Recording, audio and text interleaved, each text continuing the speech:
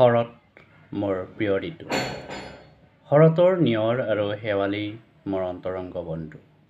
সৰুতে চেণ্ডেল নিপিন্ধাকৈ দুবৰিৰ নিয়ৰৰ গছকি শেৱালি ফুল বুটলাৰ প্ৰতিযোগিতা চলিছিল। শুভ্ৰ শেৱালি ফুলবোৰ সযতনে সজাই থৈছিলোঁ। ঘৰৰ পৰা আঁতৰি হোষ্টেলত থাকোঁতেও শেৱালিজোপা মোৰ সংগী হৈয়েই আছিল। সৌভাগ্যবশতঃ মই থকা হোষ্টেলখন আছিল চহৰৰ কোলাহলৰ পৰা আঁতৰত এক শান্ত সৌম্য সেউজীয়া পৰিৱেশৰ মাজত।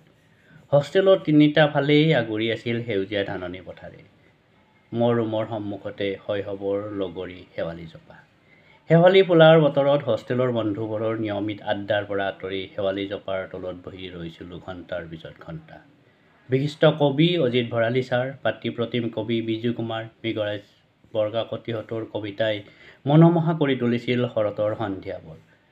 পুৱা নিয়ৰত তিতি থকা ধানৰ সেউজীয়াৰ পাতত সূৰ্যৰ ৰশ্মিয়ে মুকুতাৰ দৰে চিকমিক তুলিছিল। এনে মায়াময় পৰিৱেশতেই মোৰ প্ৰেয়সীও মোৰ সংগী হৈছিল। তেওঁ ভাল পাইছিল শৰতৰ নিয়ৰ, শেৱালি ইত্যাদিবোৰ। নিয়ৰ আৰু শেৱালিৰ সহযোগতে যেন আমাৰ মাজত প্ৰেম হৈছিল। বহু সময়ত প্ৰেয়সীৰ মান অভিমানবোৰ শেৱালি আৰু নিয়ৰেই ভাঙি দিছিল। কিন্তু এতিয়া মোৰ প্ৰেম অতীত হ'ল। প্ৰেয়সীও আঁতৰি গ'ল, মাথো পৰি ৰ'ল স্মৃতি। কিছুদিন আগতে হোষ্টেললৈ গৈছিলোঁ। এতিয়াও একেদৰেই ৰৈ আছে শেৱালিজোপা। এনে লাগিছিল মোৰ প্ৰেমৰ নীৰৱ-সাক্ষী শেৱালিজোপাই যেন কৈছে, তোমাৰ প্ৰেয়সী আঁতৰি গ'লেও মই ৰৈ আছোঁ অথবা ৰৈ থাকিম চিৰদিন বন্ধুত্বৰ প্ৰতিশ্ৰুতিৰে। কেনে আছা মোৰ প্ৰিয়তমা? এদিন আহিছিলা তুমি মোৰ জীৱনলৈ জোনাক হৈ, মোৰ প্ৰিয় ঋতু শৰতৰ সৈতে।